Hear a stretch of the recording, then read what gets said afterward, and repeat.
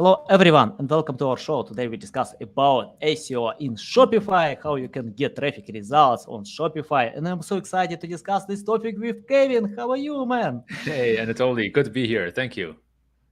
For me, it's a big pleasure because I know you're super active to share content.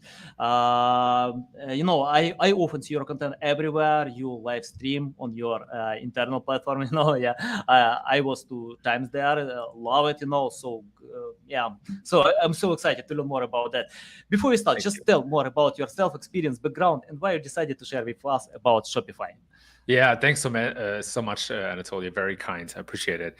And I'm super pumped to be here. So I've been in SEO for a long time, let's call it that, and had the pleasure to work for different companies in the SaaS space, in the marketplaces space, and now in e-commerce with Shopify. I ran Shopify as director of. I ran SEO as director of SEO at Shopify. Previously, I was VP of SEO and content at G2, and before that, I ran SEO at Atlassian. So I have quite some experience understanding, and at Shopify, I was able and lucky to look at some of our best performing merchants and see kind of what works really well and how some merchants approach the topic of SEO. So it was a great time and gave me a lot of super valuable insights into how to do it and what matters. Yeah. I often see your content. I know about that you are so good with that. That's why I'm so excited. I have the first question. Tell me, for example, why people are thinking that Shopify is not good for SEO? I can hear about Wix the same, that only WordPress, you can get traffic only by using WordPress. Can you tell why people are thinking like this? Yeah, I think there are a couple of reasons. One is that to implement certain things from an SEO perspective, you have to touch liquid code in Shopify, unfortunately. And then the other thing is that I think a lot of SEOs have come up on WordPress, and they're used to a very modular CMS where you can do pretty much everything with plugins. And part of that is also thanks to great plugins like Yoast that allow you to customize a lot and do a lot. So a lot of people come with they're used to those kind of CMS and those kind of platforms, and Shopify works slightly different. The philosophy behind building the Shopify product is actually to provide as much as necessary and then made everything else possible. That's kind of one of the official product principles from the company, right? And so there's certainly a lot of things that Shopify could do, or that Shopify could provide to make it easier for SEOs to change things. But there are a lot of things that Shopify takes a stance on, or that Shopify has an opinion about. One example is site speed or core web vitals. Actually, Shopify takes it very, very seriously, and they have one of the fathers of core web vitals working at Shopify, which is Ilya Grigorik, who used to work at Google, being part of developing core web vitals, and is now working at Shopify, and of course has a huge influence on the product in itself. And I would, personally, I mean, there's a lot of objective statistics and data out there about how core web vitals for Shopify compare to other platforms. So everybody should check that out for themselves. But I think the product generally does a good job. And that goes back to the philosophy of how the product is built. There is an opinion in the product. There's some pre-optimization in the product. And everything else is kind of possible, but sometimes you have to touch code a little bit. Yeah, valuable. Can you tell which companies or products or niches it's better not to try on Shopify or avoid it? I don't know. For me, I'm not good with Shopify because I pay a lot of attention with content marketing, blogging, and I think WordPress is great with that. What about Shopify? Can I blog on Shopify and create high quality, valuable content, nice looking content for my audience? Yeah, it's funny because there are all sorts of sites on Shopify. There's even a conference that uses Shopify, or several, and they sell the tickets as an e-commerce product, which I found very, very creative. I think the reality is that if you sell physical products in the classic sense of e-commerce, I think Shopify is a great option for you. If you have a content-driven site, it's probably less of a great option for you. Even though the content capabilities of Shopify are constantly evolving, it's not primarily meant to be a content CMS, right? And it's often compared to WordPress or Wix, but you probably have to rather compare it to WooCommerce, right? Or to maybe Magento or to BigCommerce. And the thing is that the storefront, which is really kind of the visible part to customers, that's only a small part of Shopify, right? And there's a whole red tail attached to it, like a checkout solution, a fulfillment network, Shopify Pay, Capital, all these kind of other things. So it's probably not the best site if you want to blog, or the best CMS if you want to blog. And then Shopify gets better and better when it comes to digital products as well. So if you sell, beads, or if you sell PDFs or books, or like digital books or that kind of stuff, that's where Shopify, I think, is now in a much, much better place and can actually be also used quite well.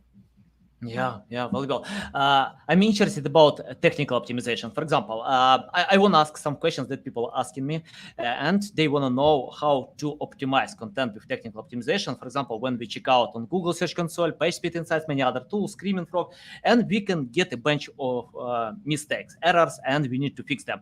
Web developers can't fix all of them. Can you tell how to find critical errors and how it's possible to fix them on Shopify? Yeah, it's a great thing, great question, because I know that a lot of people they sometimes see. So, for example, there are tag pages that are kind of duplicates, and they're canonicalized back to the root category page. So, depending on how you set up your Shopify store, there can be duplicate pages, but they're by default canonicalized back to the root categories. And in the newer themes, that problem doesn't occur anymore. So if you use the Dawn theme, that problem is not a problem anymore. And I know that some SEOs are concerned about crawl budget. However, I took a deep look into all these shops. I don't think it's a problem. I know it's a weird setup, and we have solved that in a new theme. So my first recommendation would be to use a newer theme. That's part of the challenge when you run a CMS platform with third-party developers, is that not every developer will build themes or storefronts in the most SEO-friendly way. And that's where Shopify has kind of improved their guidelines to help developers and make sure that these kind of things don't come up. But yeah, long story short, use a new theme.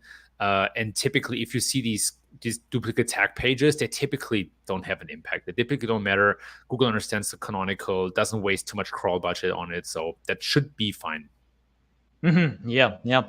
Okay, I have the question about, for example, if I have some checklists that I usually check out before creating content or choosing CMS, and one recommendation is to analyze your competitors, their CMS system. For example, if all my competitors have different platforms, not Shopify, and they rank well in the top 10 results, it's a good idea trying to compete with them by using Shopify, or it's better to choose platforms that they use? Yeah, that's a good question. I would say it depends on kind of your inventory and your vertical. Also, how the store is set up. Not every Shopify store is set up the same way. You can use a headless solution for Shopify, which is Hydrogen, and then build custom solutions. So if you want to have more impact on content or build more custom content type, for example, you can combine Sanity.io with a headless setup of Shopify. So there are all sorts of constellations. And the big question is really, what does your inventory look like? So do you have the same inventory as the competitor, or do you have slightly different inventory? What does the business model look like? And what is the SEO landscape as well? Are you competing in a very high competitive keyword kind of field? I mean, with high keyword difficulties, how long established have your competitors been? Have they been on the market for 10 years or 10 months? These are all factors that go into answering that question. But typically, I think the way that you set your site up matters more than what CMS you use, because most CMS are very customizable, or you can at least make most changes on them to a degree you want. So the question is much more, how can you strategically find a competitive advantage against your customers? Competitors. Yeah, got it. I have the question about creating the right strategy. For example, I check out a few studies that blogging brings plus 50% of all online traffic. But for example, on Shopify, I can customize my content with e-commerce. If I need to cover all, I don't know, like buying journey to create this sales funnel, can you tell how to do it on Shopify if WordPress is better with blogging, but I need to use in my strategy? Yeah, for sure. I actually think it's a great idea to use content in your e-commerce strategy, because the reality is that as a shop is kind of at the end of the customer journey, but people have questions before that. They want to compare products, or maybe they want to get a buyer guide. They want to understand how to pick the right product for them. And so I think those two should go hand in hand. And you can still build out great content on Shopify. There are lots of great examples. I think matcha.com is a great example. They have some great guides. Firebelly Tea, which is the side project of Harley Finkelstein, the president of Shopify. They do a great job in just explaining, like, how do you make green tea and how do you do it the right way and all that kind of stuff.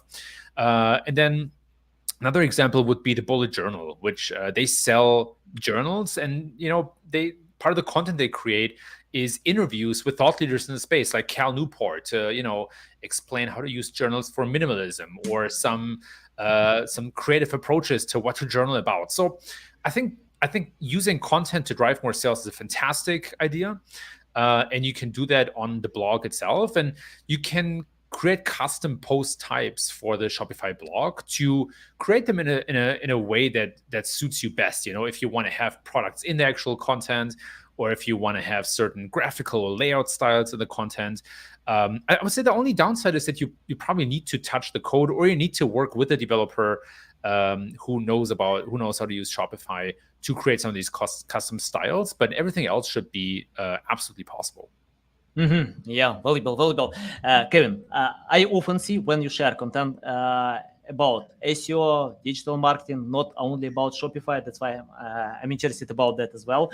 So can you tell how to create the right strategy for a new website? For example, if I decided to create a new website, it doesn't matter what type of CMS I choose. Can you tell how to create the right strategy? Because when let's imagine that competition is fierce, extremely hard to rank your keywords.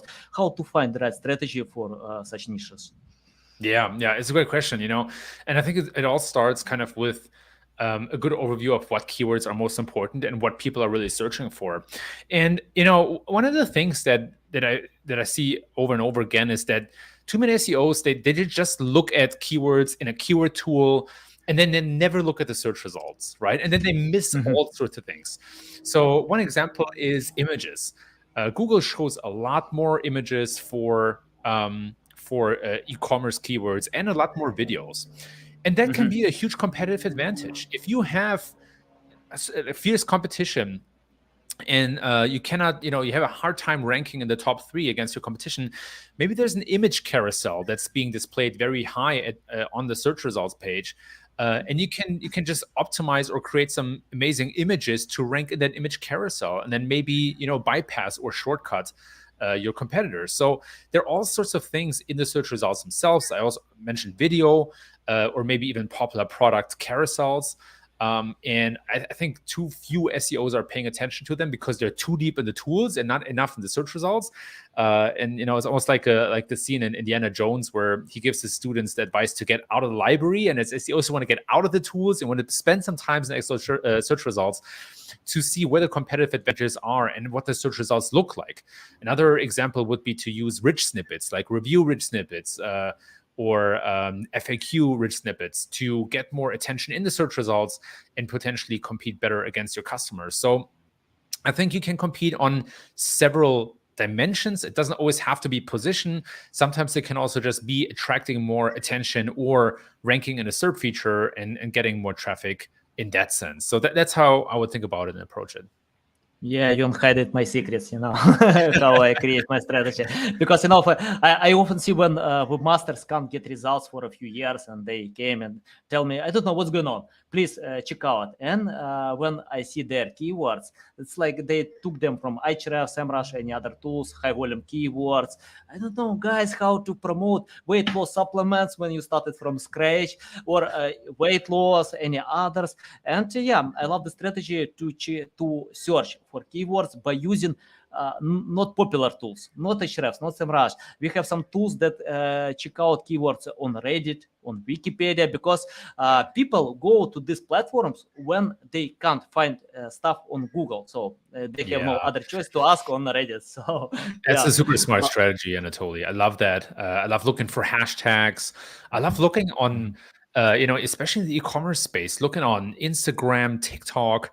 Nobody does that, right? But that's where, if you see a hashtag on TikTok with 1 million videos or views, of course there's some demand for that type of stuff, right? So Yeah. I think, we, as you said, like we're too fixated on this old school way of looking at keywords, making sure it has search volume on Keyword Planner, and then going after that. But we're not doing the work of actually looking at all the other stuff that's happening in the real world that impacts actual users.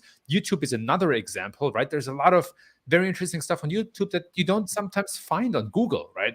Yeah. And so, yeah, there's a lot more you can learn, a lot more tools you can leverage.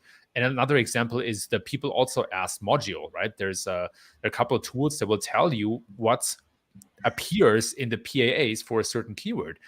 That's gold. There's great questions. These PAs get a lot of engagement. So I feel like as SEOs, you can sometimes be a bit more creative. And I'm saying that as a very analytical person myself. Yeah. By the way, it doesn't mean that we don't need to use tools. I love using Ahrefs, SEMrush. By the way, Ahrefs is paying me for some podcasts, but I just want to tell that you need to find features. Go deeper, on Ahrefs, to use Content Explorer, to use filters, to spend time. If you can't analyze other tools, check out manually. So you need to find advantages of these tools and don't copy others, because generic stuff doesn't work. And I like that you mentioned about video content, because according to a few studies, you can rank content in the top 10 on YouTube for 24 hours. So if you create something better, much better, excitement video, why not? Even 55% of all searchers have video content in the top 10 results. So I remember when I shares a study that only 7% of new pages get ranking positions in the first year. On YouTube, you can do it for 24 hours, even to rank them on Google, because 55% of those searchers have video content. So love it. Yeah. Love that.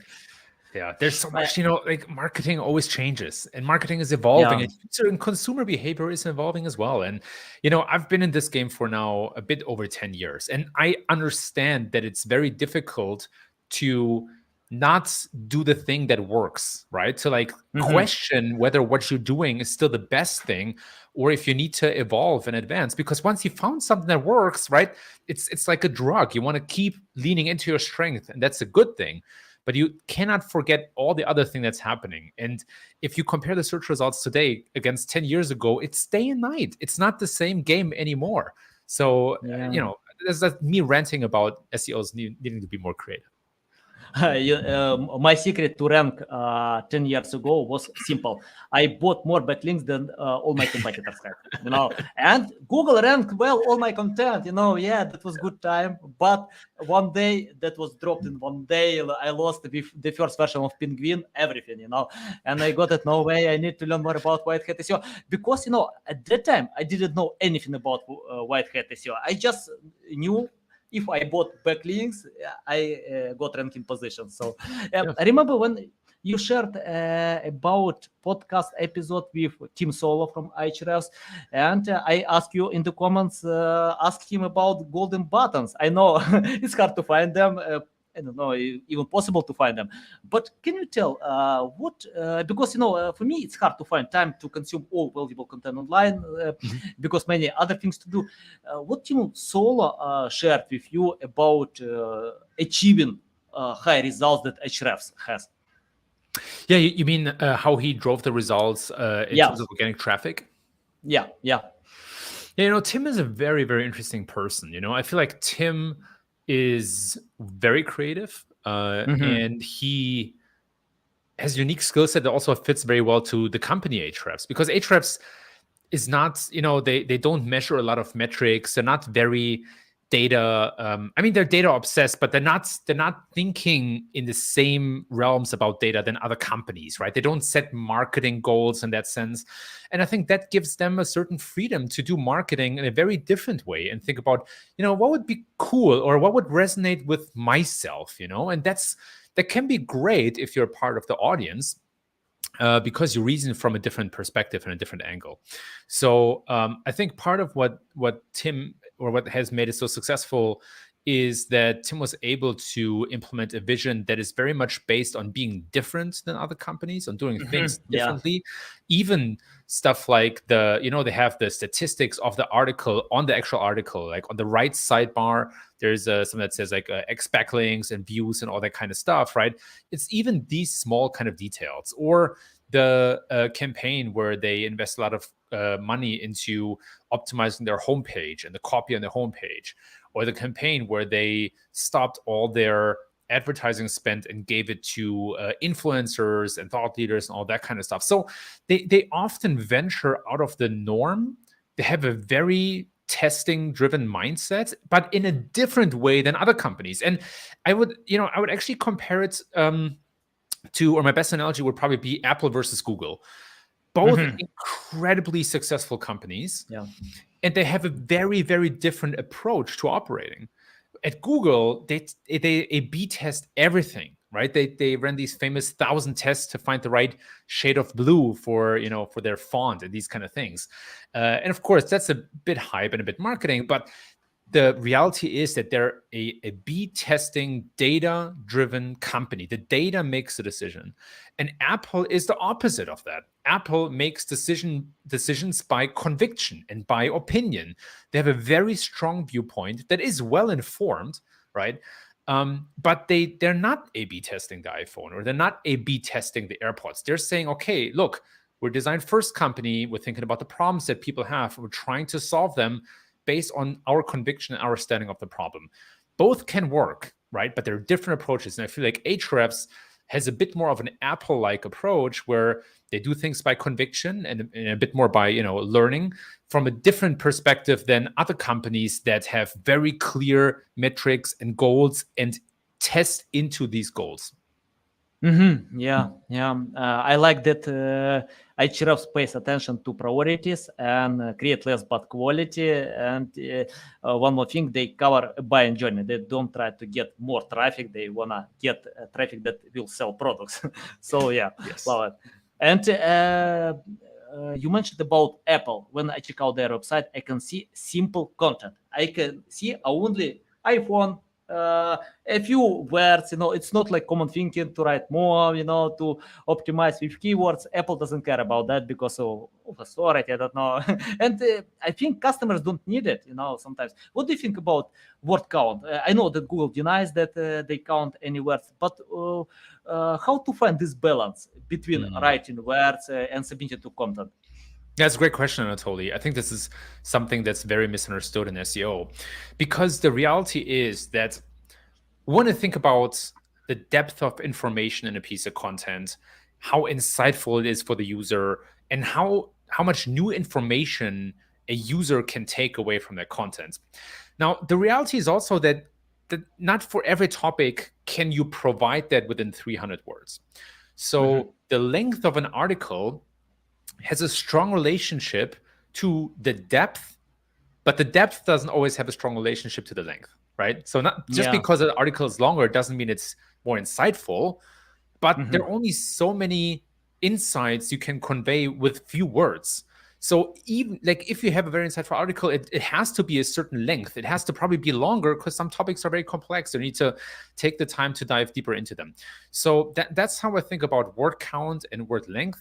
At the end of the day, I actually don't think it's a bad idea to have a high-level goal of how long a piece of content should be. And then the question is, what informs that and how strict are you about it, right? So, I ran content teams before, for example, at G2. And when we aimed for 2,200 words and the article was 2,000 words, Like that was totally fine. We didn't care about that. Right? Of course, if you aim for 2,200 and it's 800 words long, that is a bit of a gap, right? What's much more important is that you cover all important subtopics. You answer the actual question that the person has, and you cover those subtopics in a way that people can gain insights out of that. And that is very difficult to quantify. There's no tool that will tell you that. There are some SEO editors that will give you an idea. And I like writing with these editors because whenever I use them or when I, ask teams to use them, they typically do much better than without an SEO editor. But the important key to making that successful is to not be too strict about it, but using it as a guideline, and that's when good things happen. So there's a relationship between length of content and how insightful it can be, but longer doesn't always mean that you take out more insights. The quality and the depth has to be consistently good with longer content. Yeah, can you tell how to measure the quality? Because it's subjective. I might think when I write any content, I feel it's the best content that ever written. It's my feeling. Of course, if other content creators create their content, they can feel the same. So we are subjective about that. Can you tell how to measure the quality content? Yeah. So Google probably measures that in a quantifiable way. They probably they can look at the entities, relationship between entities in the content, what new information users gain. They're probably the only ones that can understand as well. And every tool is just an abstraction of what Google already understands. So no tool is perfect. But if you ask me like how to measure quality, there are a couple of things. One is I think you can use subheadings to at least get an understanding of whether you cover all important sections. Like that's one thing. The second thing is I think there is a lot of value in combining several metrics to understand the engagement of users with their content. So you can, for example, combine scroll depth with the time on page of a user and average that out to say, hey, 70% of users scrolled all the way to the bottom and they spend 5 minutes of time on that article. They probably read most of that article. Even further, a little hack is that you have a lot of tools these days that can estimate how long it takes to read a piece of content, right? That's like standard in WordPress with a plugin, and you can get that in most CMS. So why not compare that against the average time people spend on that article to see, have they really read all of that or have they not? And then, of course, the third bucket in that is the conversion or action people take after that piece of content. Do they sign up for something? Do they buy a product? Or do they sign up for the email newsletter? Or do they click through another page, right? So in my mind, the best way to measure quality is to have a matrix of all of these metrics and then see how they develop over time and how they apply to a piece of content. Yeah, love it. I often speak with SEO experts, and some of them tell me they don't care about domain authority, about this metrics. Others can tell, no, it's good to know, to understand the level of competition. Your opinion about that? Do we need to rely on domain authority? Because Google denies about this metric. I remember when John Mueller replied to those questions, domain authority exists? He replied, yes, it's metric most. What do you think about that? Yeah, like everything in life, you can overdo things and you can have a healthy balance about things. And the same applies to metrics. I'm a very analytical person.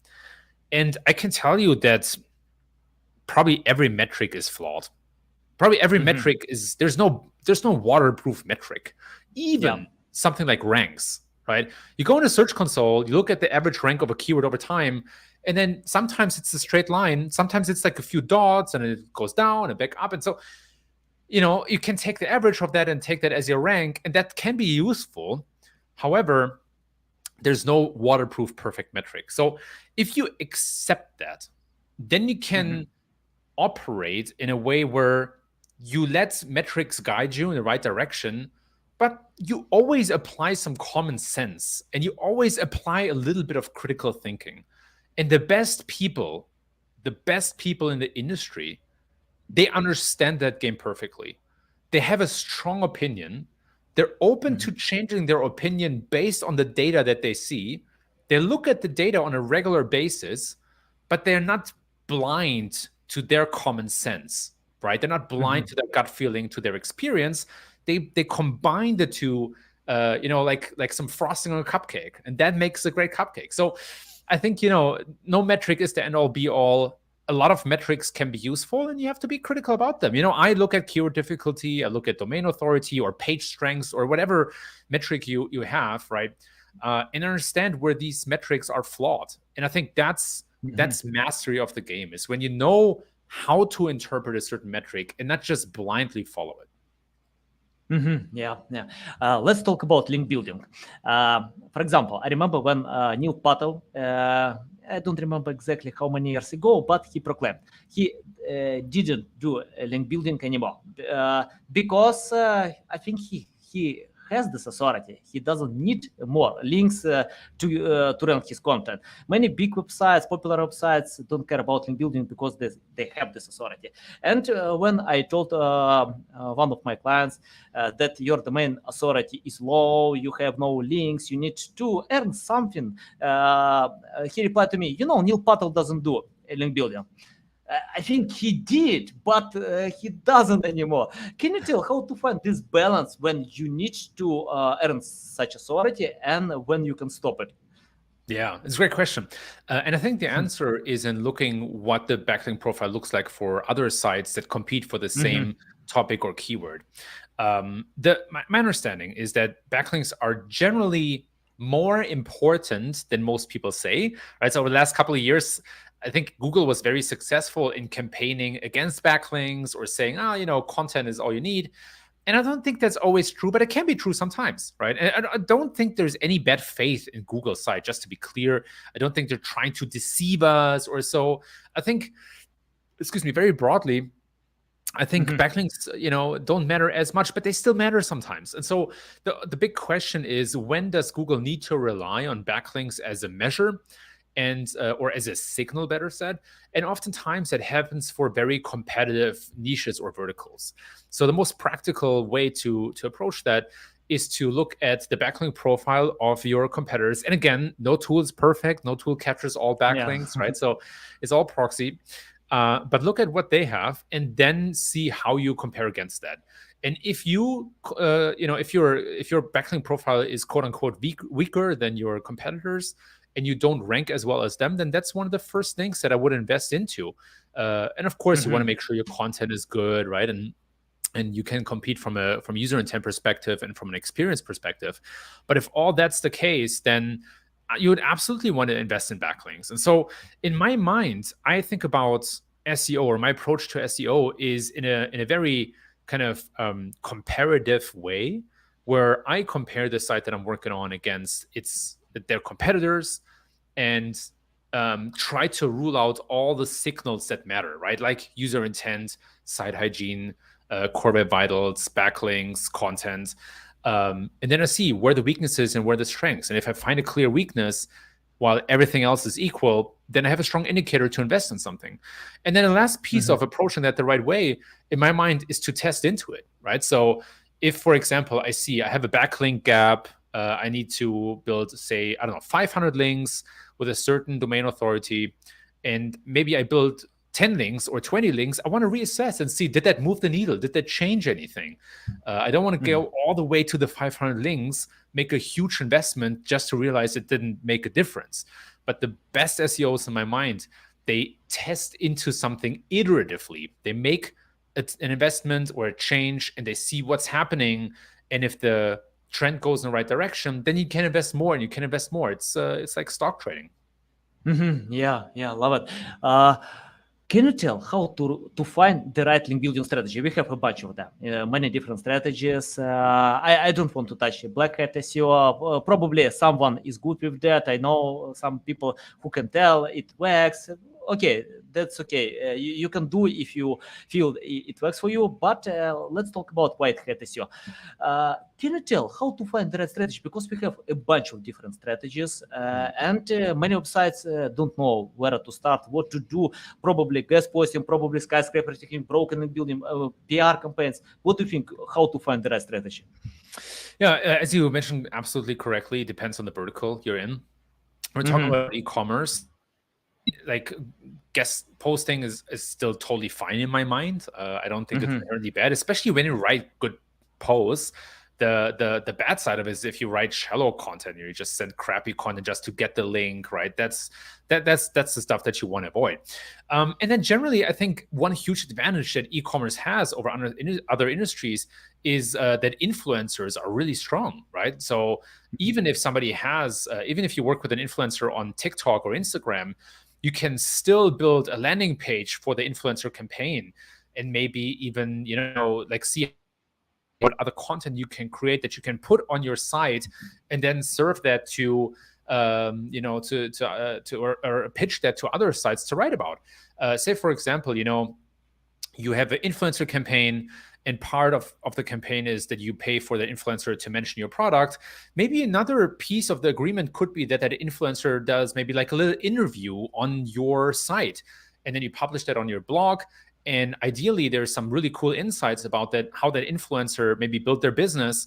And then you can pitch that to maybe some publishers, right? And you can be like, hey, look, this amazing person, this famous person just has this exclusive interview on my site. You can feel free to quote it for a backlink, or use some of the statements that she made in your content and then get a link back. So I think there are all sorts of ways to leverage influencer marketing for backlinks, not primarily, but as a nice side effect.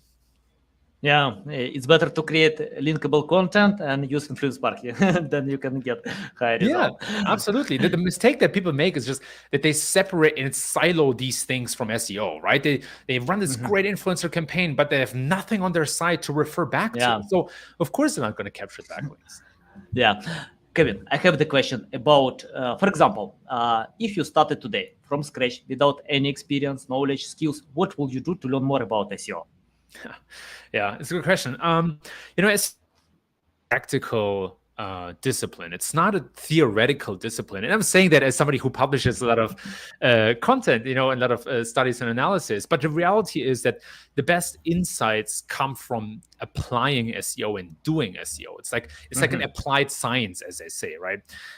So the best thing you can do is to start your own site. When I started in SEO, I did a traineeship at an agency, and I was lucky because one of the first things that they asked us to do was to build a blog. And everybody who starts in SEO should build their own site, whether it's a blog or a shop or affiliate, whatever it is. Start something and learn from it, right? It's a simple kind of feedback loop where you make a change and you're paying attention to what happens. And that's, in my mind, how you build great SEO skills over time. You read about some stuff, right? That's where I come into play. You read wherever, and then you try that out and you see what happens for yourself, and you create your own experience. And if you do that diligently, you can very quickly pick up on most relevant SEO skills, and you can build a inventory of knowledge and experience that you can apply wherever. If you work for a company, if you do your own side projects, if you have your own store or shop, right? But gain that practical experience. That's where it comes from. Exactly. Yeah, it's like to read books how to play soccer. If you don't play soccer, you can read 100 books, but without playing, you can't be successful with that. So yeah, it's like overlearning. It's better to practice acting. Yeah. Kevin, I have the final question. Tell about the future of SEO. What kind of future can you forecast, predict, and why you think it's a good idea or not to jump in SEO field? That's a good question. Is it a good idea or not? So future of SEO, always difficult to predict. But in my mind, what we're going to see are more visuals, for sure, more images and videos, especially in e-commerce. I think that game is going to change quite tremendously. So as a shop, you want to invest in high quality visuals that stand out, especially when you have a product that is not super differentiated, not super unique. You want to present it in a very unique way. I already mentioned video. It's going to become a lot more important. Product videos, influencer stuff, review videos, anything related to that. And then I think there's still a lot of. I think we're going to see more sites that play this influencer game really well. There's an e-commerce store in Germany called About You, and they made it to one of the largest online fashion retailers in Germany, and they play the influencer game like fiddle. So incredibly successful. Another great example is Shein, the online fashion retailer from China. They're valued at $100 billion. And they have really figured out how to do micro influencer strategies at scale. And that has worked incredibly well. And if you look at their SEO performance, you'll notice that they don't drive any non-brand traffic. I'm talking about zero non-brand traffic, and it's because their site is set up in a flawed way where they have categories with parameter URLs, and I think they're loading in a client-side rendered way. So there's some technical issues preventing them from driving more non-branded traffic, but they don't need it because they get a ton of brand traffic. And so the part of the future of SEO is going to be how to figure out how to drive more brand traffic as a positive signal to Google and as a standout in the search results, so that when people look for black dress, they look for your site instead of other sites. So visuals, brands, that's what I think will become more important in SEO in the future for sure.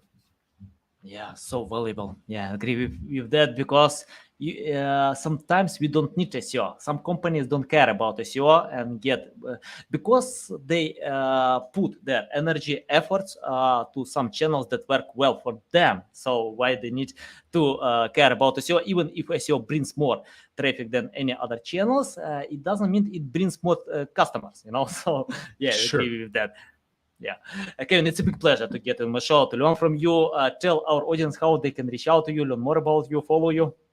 Yeah, again, thank you, Anatoly. Really enjoyed the conversation and the questions. Ton of fun for me. And so, if anybody wants to find and follow me, I'm at Kevin_Indig on Twitter. And my website is kevin-indig.com, or just Google Kevin Indig and you'll probably find me. Okay, guys, you need to follow Kevin. You can see a lot of valuable stuff, so valuable information. I do it, I follow, I learn, and I will do, because it's very important for me. Kevin, it's a big pleasure again. Thanks for your time. And guys, you can find all these links in the description below. Listen us on Apple, Google, Spotify, and see you next time. Thanks so much.